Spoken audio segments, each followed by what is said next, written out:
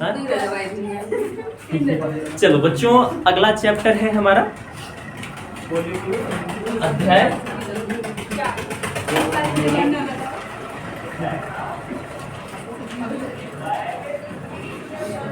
4, मानव नेत्र तथा दृष्टि दोष। अगला चैप्टर क्या बच्चों? मानव नेत्र तथा दृष्टि दोष।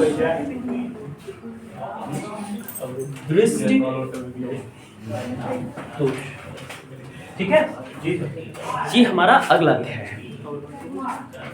इस अध्याय में सबसे पहले हमें मानव नेत्र के विषय में चर्चा करनी है बच्चों। किसके विषय में? मानव नेत्र के विषय में। ह्यूमन आई। मानव नेत्र क्या है, कैसे काम करते हैं, इसके फंक्शन, देखो क्या क्या चीजें पाई जाती हैं इसमें। चलिए, वैसे सामने से देखने पर हमारी आंखें ऐसी नजर आती है ना लोगों को।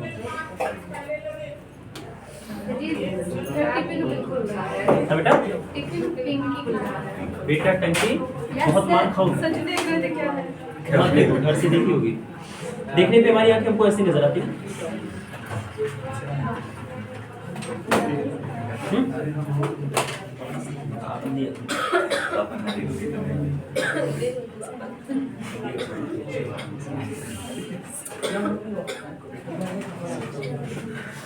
ऐसी सुंदर सी हमारी आंखें होती है। और क्या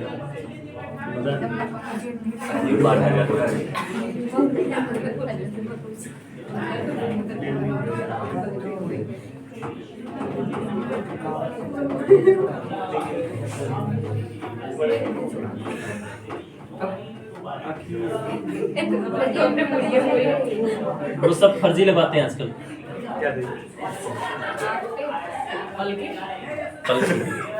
ये ऊपर वाला जो ये झाड़ू होता है, ये वाला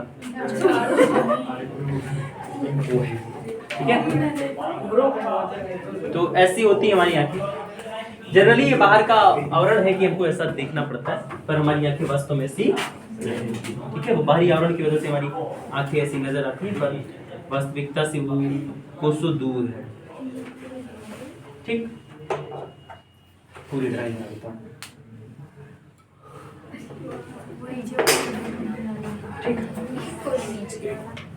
हाँ? ये सर जी आप तो नहीं लग रहे, कोई लड़की लग रही है। तो लड़की तो है पागल। मनी का कैसे होता है? मनी का कैसे होता है? मनी का खराब होता है। देख कानून को सुझाव तो देखा ए तार सेटिंग ना बेटा, मोबाइल सेटिंग कर के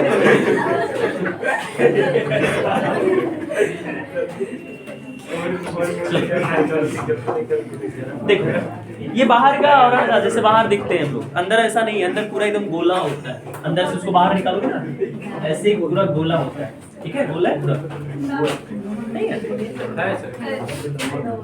ये जैसे मैं बना रहा हूँ मेरे बच्चे, आपकी आंखें ऐसी होती हैं वास्तव में, जैसे मैं बना रहा हूँ। ठीक है, ये हमारी आंखें हैं, ये नेत्र का गोलक है बच्चे। अच्छा, अभी हम लोग मानव नेत्र की संरचना पढ़ रहे हैं, नेत्र की संरचना। ठीक है, और उसके बाद अभिभाग पढ़ेंगे, फिर भाग के बाद उसका कार्य क्या है, कैसे है, वो पढ़ेंगे।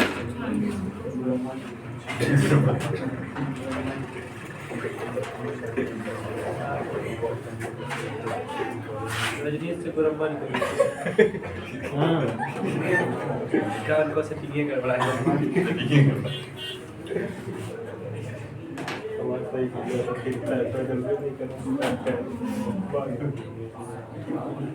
काम सुनी ले तब वो खातू सजी झूठ तब वो झूठ बोलते हमसे।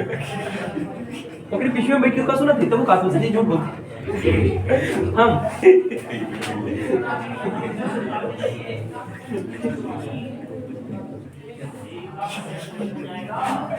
मुजरा क्या? मुजरा क्या? हमको बताओ फिर कीजिए।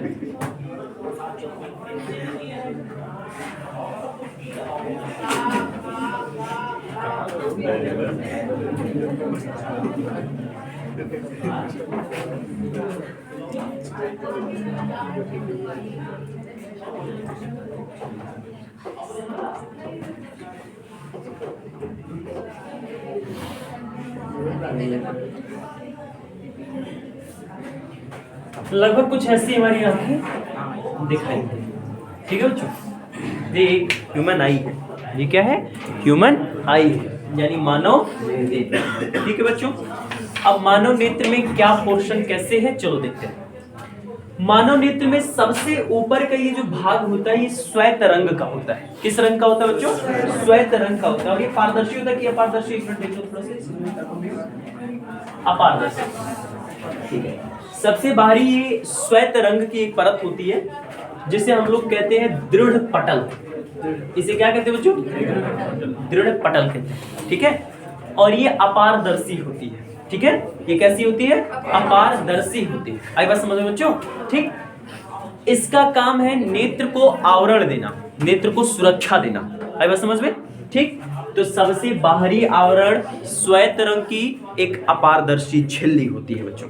ठीक है, इसे दृढ़ पटल कहा जाता है। इसका काम है नेत्र को आवरण देना। क्या देना, आवरण देना मेरे बच्चे।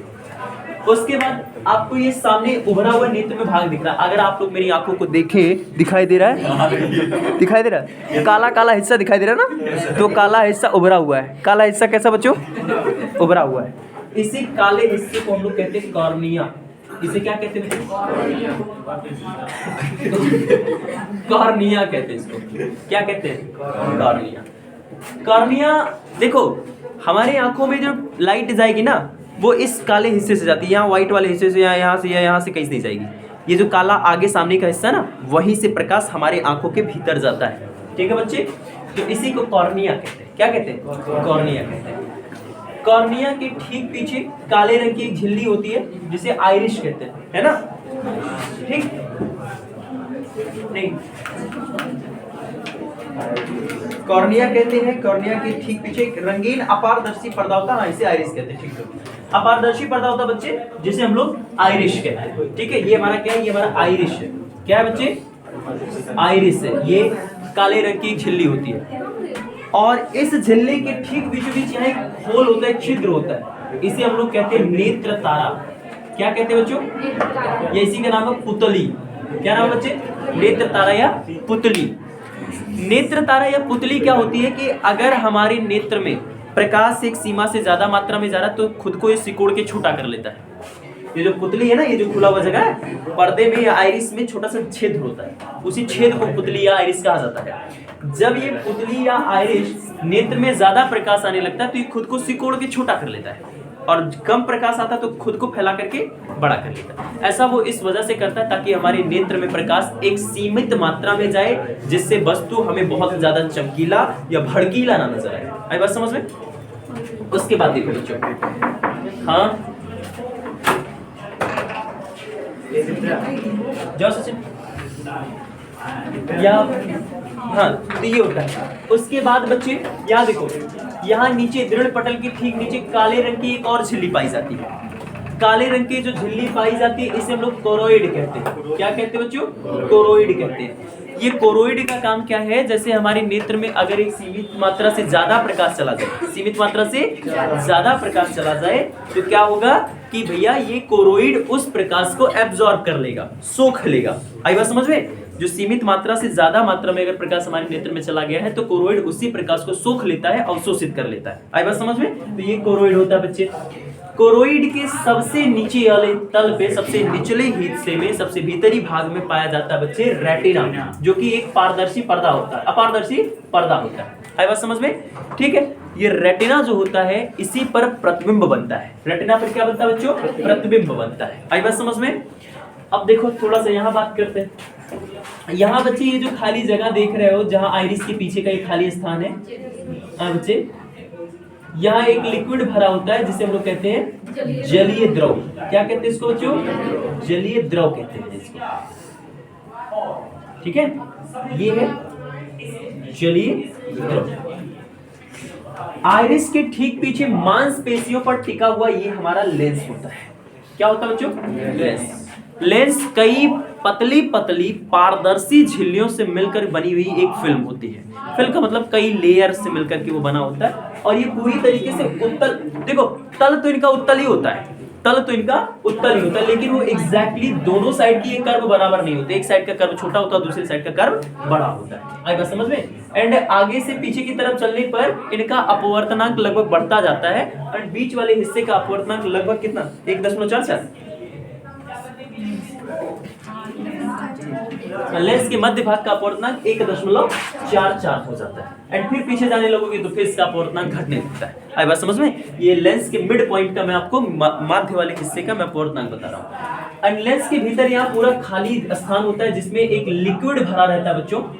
इसे हम लोग कहते हैं कचाभ द्रव। क्या कहते हैं? कचाभ द्रव। ये पूरी लिक्विड से ऐसे भरी होती है, ठीक है? इसका नाम है कचाभ द्रव। और मार्कर करना है। तो ये क्या है बच्चे? ये कचाभ द्रव। ये क्या भैया? कचाभ, ठीक है? ये ऐसे इसको कहते हैं कांच द्रव, या लो इसको बंद कर दो, कांच द्रव या कचाभ द्रव, ठीक है? देखो इसके बाद रेटिना, ये कचाभ द्रव के रेटिना पर दो ऐसे बिंदु पाए जाते हैं जिसमें से एक बिंदु को कहा जाता है पीत बिंदु। क्या कहा जाता है बच्चों? पीत बिंदु कहा जाता है। पीत बिंदु जो होता है ये बाबू एक ऐसा बिंदु होता है, रेटिना पर स्थित होता है कि इस पर प्रतिबिंब सबसे स्पष्ट बनता है। इससे ज्यादा स्पष्ट प्रतिबिंब कहीं बन ही नहीं सकता है। सबसे ज्यादा आपके नेत्र में जो प्रतिबिंब बनता है वो इसी पीत बिंदु पर बनता है, ठीक है? और एक ऐसा बिंदु भी होता है जिस पर कभी कोनो प्रकाश पहुंचता ही नहीं, इसे हम लोग कहते हैं अंध बिंदु। क्या कहते हैं बच्चों? अंध बिंदु कहते हैं, ठीक है? अंध बिंदु एक ऐसा बिंदु होता है जहां कभी भी प्रकाश पहुंच ही नहीं पाता, उसे हम लोग कहते हैं अंध बिंदु। यहाँ मेरे बच्चे रेटिना और सारे अंग प्रकाशिक सिरा मतलब नस होती है, आंखों में रेड कलर की होती है ना, वो सारी नसें पीछे जाकर के ऐसे यहाँ से निकलती है, प्रकाशिक सिरा। ये क्या है बच्चे? प्रकाशिक सिरा है। इन्हीं प्रकाशिक सिराओं की मदद से यहाँ सामने ऑब्जेक्ट होता है, वस्तु होता है। इस वस्तु से प्रकाश की किरणें परावर्तन के बाद चलती हैं। पहले यहाँ जलीय द्रव से अपवर्तन होता है, फिर लेंस से अपवर्तन होता है, फिर कांच द्रव से अपवर्तन होता है, फाइनली जाकर के वो रेटिना पर मिलती है और वहां हमें उल्टा प्रतिबिंब प्राप्त होता है। रेटिना पर कैसा प्रतिबिंब बनेगा? उल्टा प्रतिबिंब बनेगा बच्चे। और उस उल्टे प्रतिबिंब को ये प्रकाशिक सिराएं भेज देती है यहाँ जो मस्तिष्क होता है, वहां मस्तिष्क में अनुभव के आधार पे हमें ये प्रतिबिंब सीधे दिखाई देते हैं। कैसे दिखाई देते हैं बच्चों? सीधे दिखाई देते हैं। तो ये मानव नेत्र की संरचना है। बड़ा रेयर होता है कि बोर्ड में पूछ ले, क्योंकि बंडल सा टॉपिक है, इससे बढ़िया बढ़िया टॉपिक में है, किताब में है पूछने के लिए, ठीक है? तो ये बहुत ज्यादा उम्मीद ना करना पूछने को, लेकिन अब पूछ लेगा तो पूरी उम्मीद वही हो जाएगी।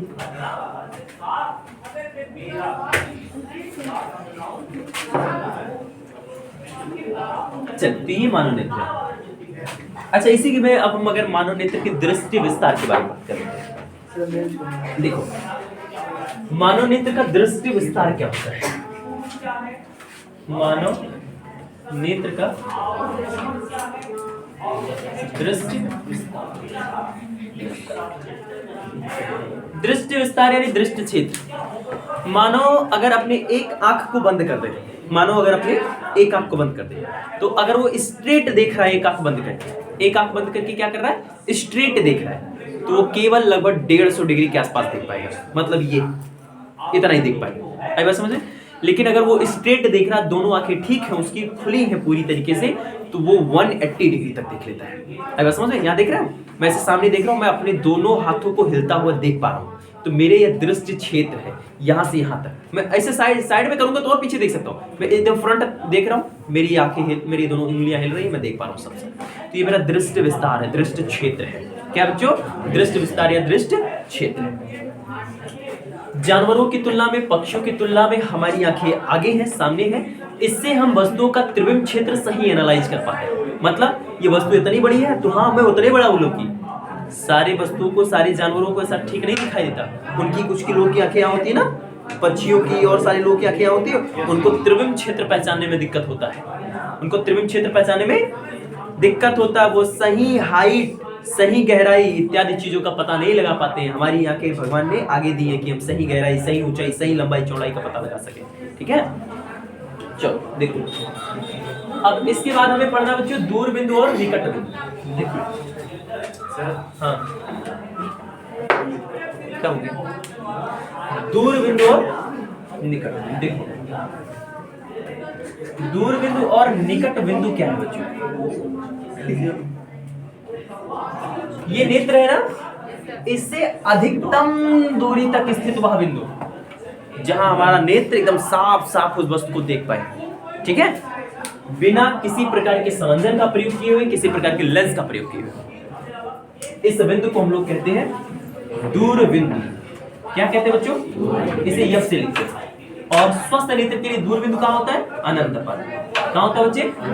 तो मानव नेत्र से अधिकतम दूरी पर स्थित वह बिंदु, मानव नेत्र से अधिकतम दूरी पर स्थित वह बिंदु जहां पर बिना किसी लेंस के प्रयोग के, बिना किसी उपकरण के प्रयोग के हमारी आंखें उस वस्तु को एकदम साफ साफ देख सके, उसे हम लोग कहते हैं दूर बिंदु। कैपिटल एफ से इसको दिखाते हैं, मतलब फार पॉइंट। एंड ये कितनी दूरी पर होता है स्वस्थ नेत्र के लिए? अनंत। उसके बाद मेरे बच्चे देखो, निकट बिंदु। कौन सा बिंदु? Nearest point. नेत्र से निकटतम दूरी पर स्थित वह बिंदु। यहाँ है, मुझे साफ दिख रहा है, यहाँ है साफ दिख रहा है, यहाँ है साफ। अब मुझे दिक्कत होने लगा है, अब मुझे साफ नहीं दिख रहा है, ठीक है। तो ये नेत्र से निकटतम दूरी तक स्थित वह बिंदु जहां पर कोई वस्तु रखी जाए तो एकदम साफ साफ हमें दिखाई पड़े। आई बात समझ में? उसे हम लोग कहते हैं मेरे बच्चे निकट बिंदु, जो कि स्वस्थ नेत्र से केवल 25 सेंटीमीटर के डिस्टेंस पर होता है। 25 सेंटीमीटर के सेंटीमीटर होता है, ठीक है। चलो, तो ये दूर बिंदु और ये निकट बिंदु होता है। बात समझ में आ गई? कोई दिक्कत? इसी वजह से हमसे कहा जाता है कि बच्चे आप अपने किताब को कम से कम 30 सेंटीमीटर की दूरी पर रख करके पढ़ो। जानते हो क्यों? अगर तुम 25 पे पढ़ने लगे तो 25 से कम दूरी पर रखी हुई वस्तु को पढ़ने के लिए तुम अपने मांसपेशियों के द्वारा इस लेंस पर दबाव डालोगे। तो जब मांसपेशियां इस पे दबाव डालेंगी तो ये और इसे फैल जाएगा, और फैलेगा इसके अंदर। आई बात समझ में? अब जब और फैल जाएगा तो ये लाला फोकस कर लेगा वस्तु को, लेकिन मांसपेशियां जब नेत्र लेंस को दाब डालेगी ना, तो कुछ टाइम के बाद तुम उसी के हैबिचुअल हो जाएगी, उसी की आदत पड़ जाएगी तुमको। आई बात समझ में? तब तुम्हारे सर में पेन होने लगेगा, तब तुम्हारे सर में क्या होगा? पेन होगा। तो डॉक्टर के पास जाओगे तो डॉक्टर एक चश्मा बना के देगा, बैठिए। आई बात समझ में? ठीक है, दूसरे जाए क्या बेटा कपिया में। तो इसलिए कहा जाता है कि 30 सेंटीमीटर से दूरी पे रखो, ताकि हमारी मांसपेशियां नेत्र लेंस पे दबाव न डाले। जैसे देखो, अब वहां तक तो एकदम साफ साफ दिख रहा है, कोई अगर यहाँ मैं रख करके देख रहा हूँ तो मुझे दबाव लगाना पड़ रहा है अपने लेंस पर इसको फोकस करने के लिए। और ये जो फोकस के द्वारा मैं अपनी फोकस दूरी, मैं दबाव के द्वारा अपनी फोकस दूरी जो बदल पा रहा हूँ, इसी को कहते हैं समंजन क्षमता। क्या कहते हैं? समंजन क्षमता कहते हैं। आई बात समझ में? तो मानव नेत्र में वैसे ये जो प्रॉपर्टी पाई जाती है कि मानव नेत्र अपनी फोकस को ऑटोमेटिक चेंज कर सकता है। मानव नेत्र अपनी फोकस को ऑटोमेटिक चेंज कर सकता है बच्चे। आई बात समझ में? ठीक है, उसमें ये प्रॉपर्टी पाई जाती है। इसके बाद हमें पढ़ना है बच्चों मानव नेत्र में यानी अखिया में होने वाला दोष।